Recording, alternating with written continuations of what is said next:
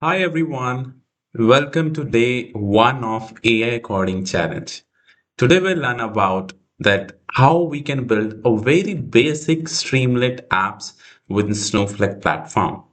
We'll learn how to set up a connection with Snowflake. And just to tell you, this is not AI magic have started yet. It's just a foundation, right? So don't skip this video. This is going to be the very foundation for your next 29 days. This is Sudeep Kumar, data engineering career mentor and author. Before we start with the day one, don't forget to subscribe the channel and like the video. So let's get started. Before we start, one more point I'd like to add that you must have your Snowflake trial account set up already. If not, make sure to follow the link in the description to set it up. Okay.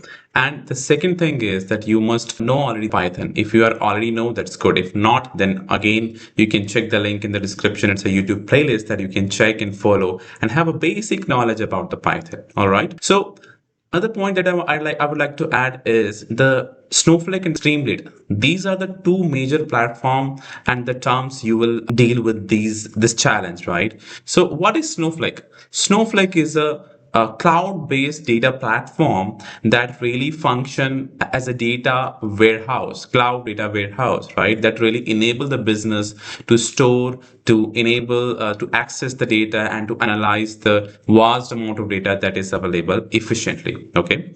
So this is a warehouse, right? But what is Streamlit?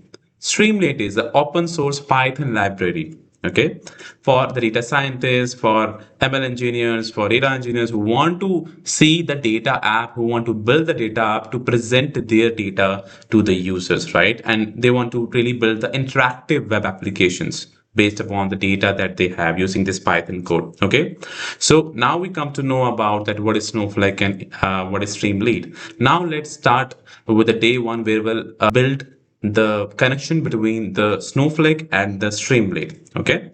So in day one, as I told, that we'll set up a connection between Snowflake and the Streamlit app, right? So there is a lot of piece of instruction is mentioned because there are multiple options to connect with the Streamlit and set up build the app in that, right? So one of the way is to build the private app on the Snowflake, right? So that's a one major and that's very easy as well to build this, right? So connection.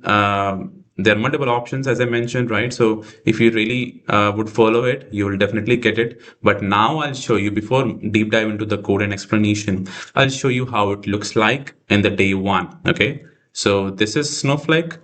I have logged in already with my account. I have switched into the role which is account admin. This is the default role that you need to be in if you want to create the Streamlit app. So this is my home page, let's suppose, right? So I'll go to this project. I'll click on this Streamlit and it will show you whatever Streamlit you have. If you don't have, you just click on the Streamlit app over here. Okay. So if you click on this, right, it will ask for what's the name of the app, right? Which database you want to choose. You can create any database and then choose the schema accordingly. I have created a practice database and this Snowflake challenge, the schema that I have created. Okay.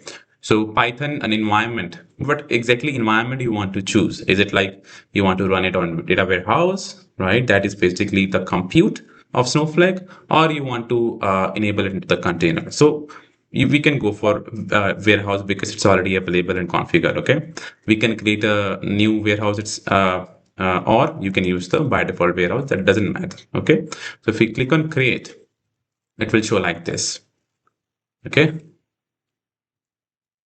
Cool. This is the by default code. It will show all the values, right? So what exactly you need to do, right? So if you see, they have mentioned the code over here. So just copy this piece of code, okay, and update it here. All right. And then you will see, just click on run and you will see how it looks like. Day one, connect to Snowflake. Okay, it shows it's connected successfully. How it's connected successfully? Because this is integrated in the backend itself. Because Streamlit app is one of the component within the Snowflake. Let me show you how exactly it shows. Okay, right. So this is how it is. Just click on run and it will show. All right. If you even want to refresh, you can refresh. and see by default how it's visible to you. Okay, see, you can see it's starting. Okay, it's active and it has shown that, yeah, it's connected with the Snowflake, and this is the latest version of the Snowflake that it's connected to. All right, let's move quickly and understand what's there inside the code. Okay, so just they are importing the Streamlit as ST. Okay, this is the main property to mention the title of the web app. Okay, which will show on the screen on the like a title of a document, right? A Word document. Same way, title of the word this app. Okay, VPN key is a icon. Okay, that is visible over here that you need to fetch from the material thing. Now, using the try and accept block, they are just going to see if they are able to connect using this active session or not. So what they need to do, they need to just simply call the Snowpark library, in that there is a function there is a library which is context, and they are importing this function get active session. Okay, and they are just initiating this with the session variable, and now this session have the active session started in this class. Okay, so once this is done, right? So if this is fine, it's working, except otherwise, if this is the approach, if you are using the Streamlit community cloud. Okay, so you don't need to worry about this, just follow in this, because this is where you are working right now. Okay, just to get the latest version, they are writing a query. So when the session is started using this function, right, this method or SQL method, they're just writing a query and then collecting the output, and then storing it into the variable, which is version, and then just simply as a successful the output, right? Once it's everything is good, they are using this success method to show that text and the latest version. Okay, this is how the day one looks like.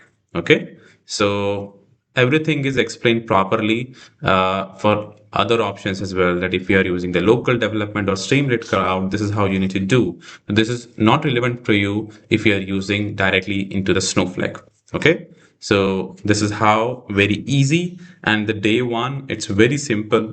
Just you just click on this, right, and it will be like this. So as I already explained, this is very simple app. Okay, cool. All right, so I would like to tell you a little bit about these files. Okay, so streamlit underscore app.py is the file where exactly your code needs to be written. Okay, and environment.yml. Okay, these are the libraries. This is the file which basically includes some configuration, some packages that needs to be downloaded. Okay, so these are the two important files as of now. Just create this and your app is ready. So in this day one of AI coding challenge, we learn about how can we create a Streamlit app in the Snowflake, and it's integrated with the Snowflake, how we can set up the connection and check the connection with the Snowflake itself. All right. So I would say try this out by yourself, comment done when it's finished, and let's wait for the day two, because it's going to be very much more interesting in the day two. All right. See you. Take care. Bye bye.